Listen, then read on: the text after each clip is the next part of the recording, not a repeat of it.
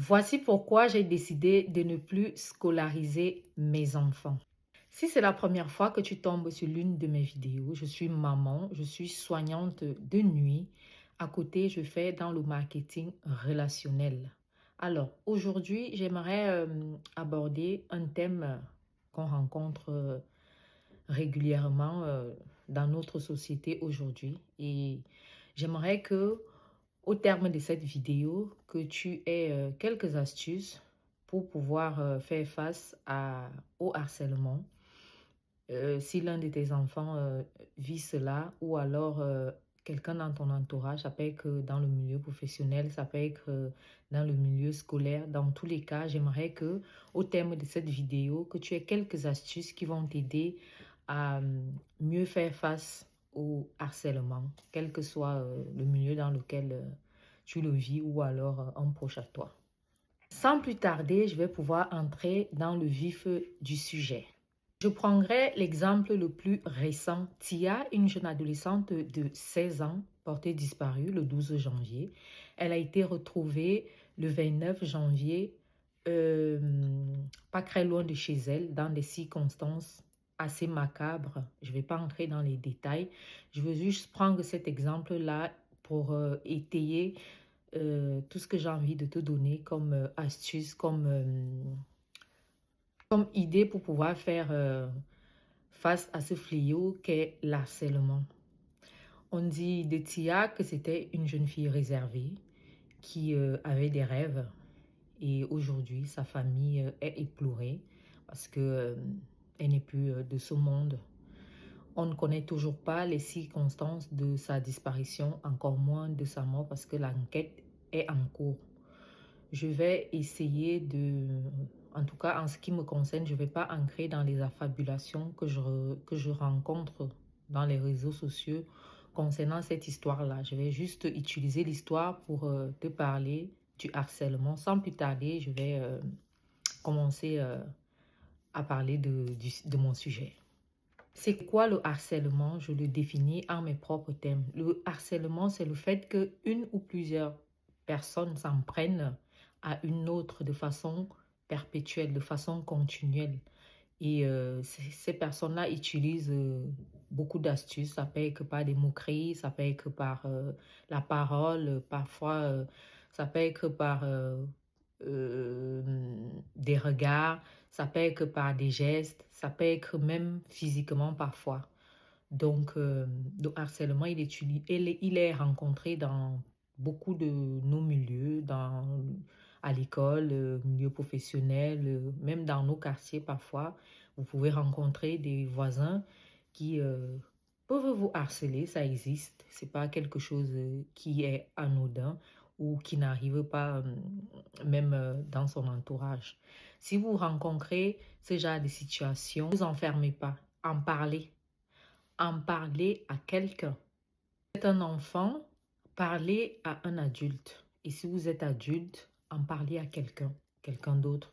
Ça peut être un ami, ça peut être un membre de votre famille, ça peut être même un professionnel, ça peut être votre médecin traitant, mais en parler, ne restez pas seul dans cette situation-là. Ne vous dites pas ça va passer, c'est un acte isolé. Ne vous dites pas que vous êtes à même de supporter. Non, en parler à quelqu'un, c'est très important. C'est une histoire qui peut aller très loin si vous la négligez. Ce qui est du harcèlement scolaire, chers parents, parce que moi je suis parent, ce que je nous recommande, je m'inclus là-dedans, c'est de pouvoir créer une atmosphère de confiance avec vos enfants.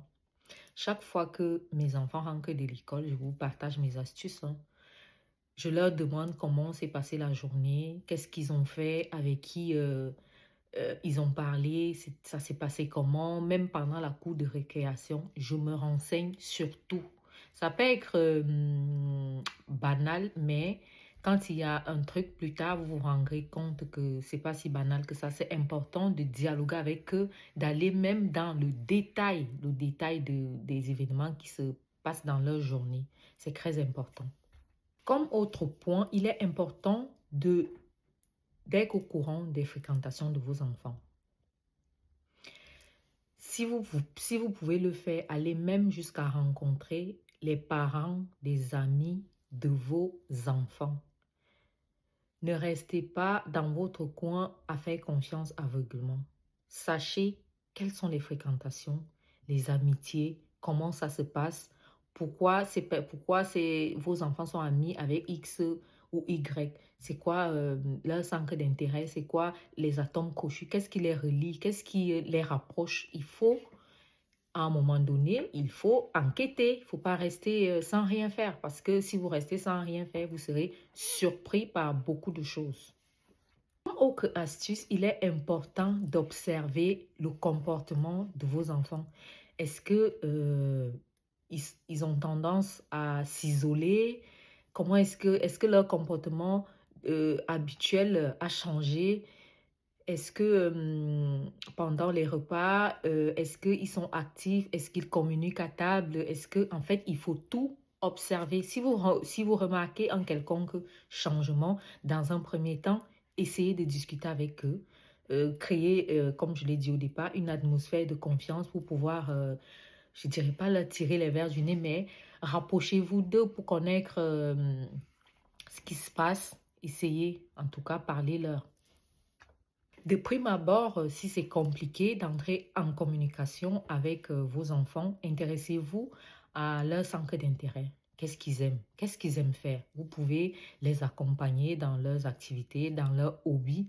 Ça va créer une certaine confiance et ça fait en sorte que l'enfant vous parle facilement parce qu'il verra que vous vous intéressez vraiment à lui et à ce qu'il aime faire. Une fois que vous avez utilisé toutes vos astuces et malgré ça, vous vous rendez compte que votre enfant reste fermé, il n'arrive pas à s'ouvrir à vous, cherchez à rencontrer des professionnels. Ça peut être votre médecin traitant, ça peut être un psychologue, mais faites tout pour entrer en contact avec des professionnels qui vont pouvoir parler avec vos enfants. Parce que eux, ils ont des techniques, ils ont des moyens, ils savent comment s'y prendre pour pouvoir créer un dialogue et pouvoir entrer en profondeur avec vos enfants dans le but de découvrir s'il y a quelque chose qui cloche ou pas. La dernière chose que je vais aborder ici, c'est la plus importante et c'est ce que je fais au quotidien. Moi, perso, j'ai instauré une routine de prière avec mes enfants.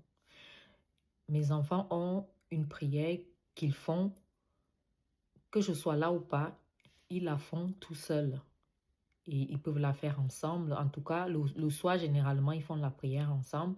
Mais le matin, ils peuvent faire la prière individuellement par rapport au timing. Parce que le matin, ça va vite. Chacun se prépare pour aller à l'école et tout. Donc, je leur ai donné une prière, elles l'ont rédigée et elles peuvent la faire avant d'aller à l'école. C'est important de confier sa vie à Jésus, au Christ, parce que moi je suis croyante, avant d'aller à l'école. À côté de cela, moi-même, je suis impliquée. Je ne passe pas une journée sans confier la vie de mes enfants au Créo. Ça ne veut pas dire que comme je prie, mes enfants sont exempts de tout danger ou quoi que ce soit, mais je le fais quand même. Si demain ou après-demain, il arrive quelque chose, ce sera la volonté de Dieu. Mais au moins, je remplis ma part du contrat.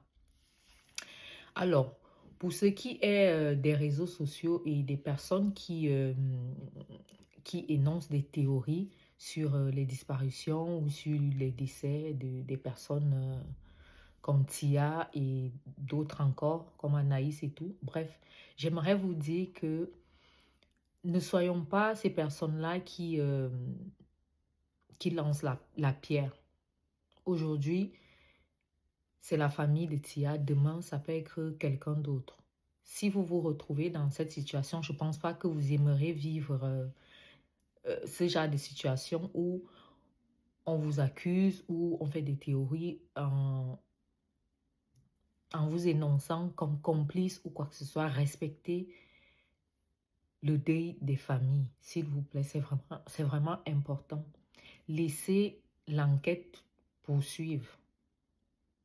Arrêtez avec des affabulations qui peuvent encore mettre en mal ces familles-là qui traversent ces moments difficiles-là. Parfois, il peut arriver un malheur à quelqu'un. C'est pas parce que cette personne-là, elle ne fait pas ce qu'il faut, elle ne prie pas ou alors c'est une mauvaise personne, non. Parfois, il arrive des choses dans la vie d'un chrétien ou d'une chrétienne parce que Dieu le veut et peut-être c'est un moyen pour lui de rendre cette personne-là plus forte. Il peut parfois choisir de nous éprouver pour nous rendre plus forts ou alors pour passer un message au monde ou aux personnes qui nous entourent à travers l'épreuve qu'il met en face de nous. Ce n'est pas toujours parce qu'on est quelqu'un de méchant ou qu'on le mérite plus qu'un autre, non. Ça peut être une astuce. Pour ceux qui lisent la Bible, dans le livre de Job, Job, c'est quelqu'un qui a vécu des atrocités. Mais si vous avez déjà lu ce livre, vous allez vous rendre compte que Job, il n'a pas vécu toutes ces choses parce qu'il ne croyait pas en Dieu ou que c'était quelqu'un de méchant ou de mauvais. Il a vécu ces épreuves-là parce que c'est Dieu qui a voulu que ça se passe comme ça. Ne soyons pas comme ses amis qui n'ont pas hésité une seule seconde à lui lancer la pierre, à lui rappeler que s'il vivait tout cela, c'était de sa faute, c'est parce qu'il avait fait des mauvaises choses. Non, ne soyons pas ceux-là qui lançons la première pierre quand quelqu'un se retrouve en difficulté. Je pense avoir donné ma modeste contribution concernant ce sujet, ce fléau qu'est le harcèlement. Alors, si cette vidéo t'a parlé d'une façon ou d'une autre, n'hésite pas à commenter, à liker et à t'abonner à ma chaîne pour pouvoir voir les prochaines vidéos que je publierai. Pause publicité. Alors, si vous êtes à la recherche d'un business, d'un nouvel emploi, quelque chose qui peut vous générer de l'argent en plus de votre travail, je vous recommande de me laisser un message, comme ça je vous présenterai une activité qui peut vous permettre depuis chez vous, depuis votre téléphone portable, de générer des sous sans trop vous prendre la tête parce que c'est une activité qui vous permet de travailler depuis chez vous. Peu importe où vous êtes dans le monde, vous pouvez vous faire de l'argent. Allez, j'attends vos avis en commentaire parce que ça m'intéresse. Ciao!